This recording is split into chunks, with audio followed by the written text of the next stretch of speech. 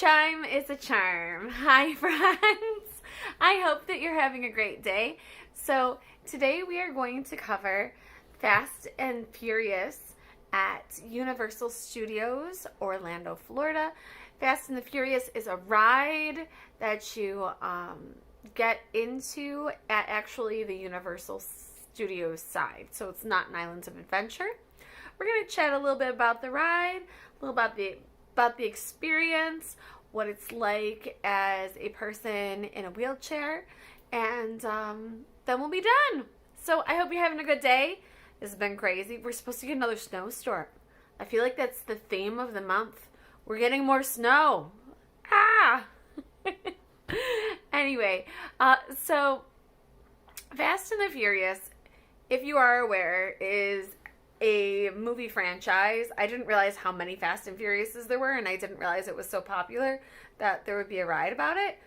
But there is, and there's a lot of movies. My daughter wanted to ride it. She's never seen any of the movies. She just wanted to ride it because it said it was Fast and Furious, and she thought that would be a super cool ride. So, if you're not familiar with the movie series, it's basically about these people that they like these, and I apologize if you're a car person, because this is going to be very obvious that I am not a car person. I mean, I drive a car.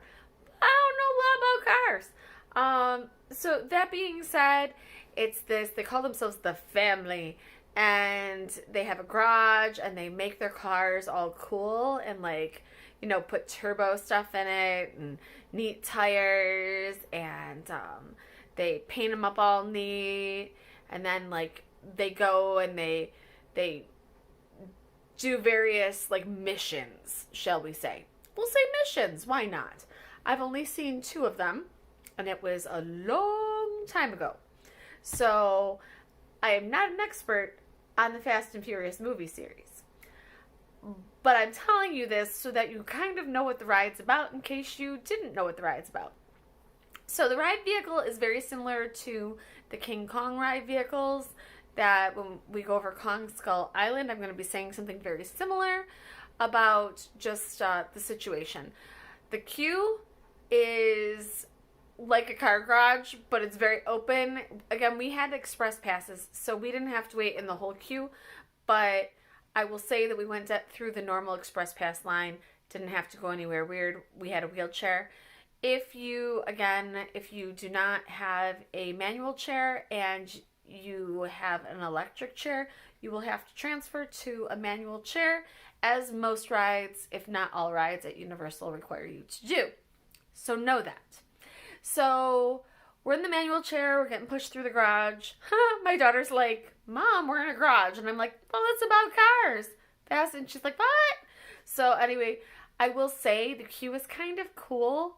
Not the garage part, but you're actually going to have human interaction in the queue. You have actors when you go into a pre-show room, and that's kind of fun.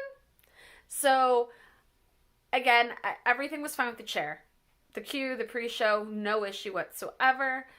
As far as getting in the vehicle, and this is pretty standard, you're going to start to notice a theme with Universal.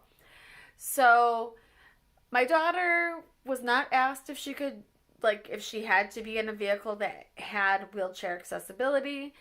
She was just expected to transfer out of the chair. She was able to.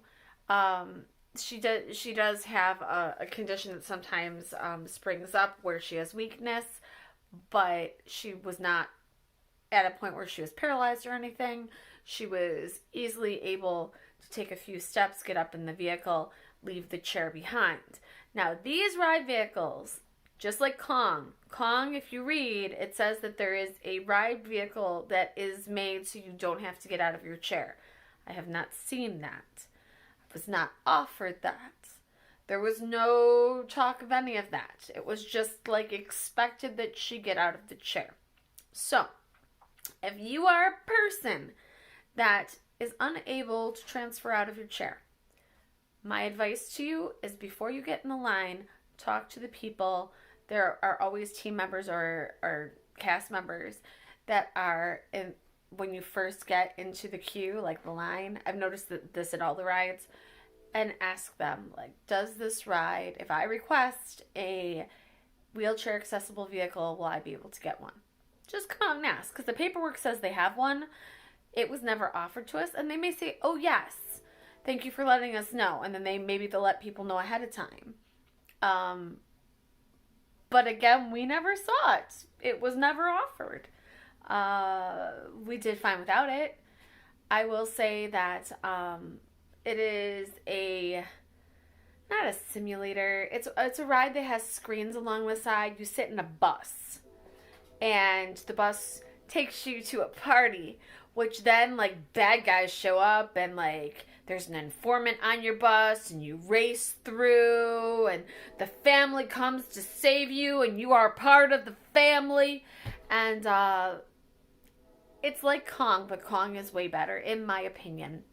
I could have done without this ride. I will say this is the only ride that we rode at Universal Studios that I kind of questioned why in the world it was there. Now, I am not a Fast and Furious fan.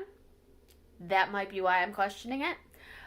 But I have to say that if we ever get the chance to go back, this will not be one that I want to do again.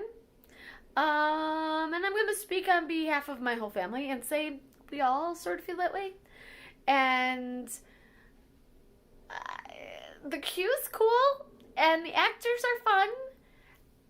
But the ride, no. If you have to make a choice, and this is my opinion, if you have a short trip and you're like, we're not going to be able to do everything, this is one you can skip. Like, legitimately, skip it. I don't know why the lines are long, but they can be. And I would have been very, very upset if I waited in a long line for that. Kong is better, and it's very similar. So if you want to choose one or the other, my advice is choose Kong, although it is a little darker, but it's the same idea, and the ride's smoother. I will say Fast and Furious ride was a little bumpy, jarring, kind of a little bit. Bus ride, where Kong's wasn't quite as bumpy, but the ride itself just didn't make any sense. We were at a party with half-naked women. Not really. It was, like, projected. And then all of a sudden, like, this guy takes a phone call, and he's not supposed to answer his phone, so now the bad guys know where we all are. And then we're in a bus, and somehow the whole bus jumps. Again, just a strange ride. So, it is handicap accessible. There is supposed to be a special ride vehicle for wheelchairs. And I don't foresee any issues. Again, I'm going to say you have to be able to hold up your neck and have control over your upper body, because you are in a ride vehicle that will kind of go forward and backward a little bit. You're in a bus, and a bus that gets bumpy. But outside is sitting on like a kind of almost like a bench sort of idea.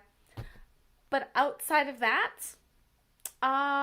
you should be able to ride it if again, you can get on the ride. And I mean, I would have no concerns about the ride being jarring per se. It does bump a little bit, does throw you a little backward, forward kind of thing, but nothing to throw you out of your seat. Nothing to be overly concerned about, in my opinion.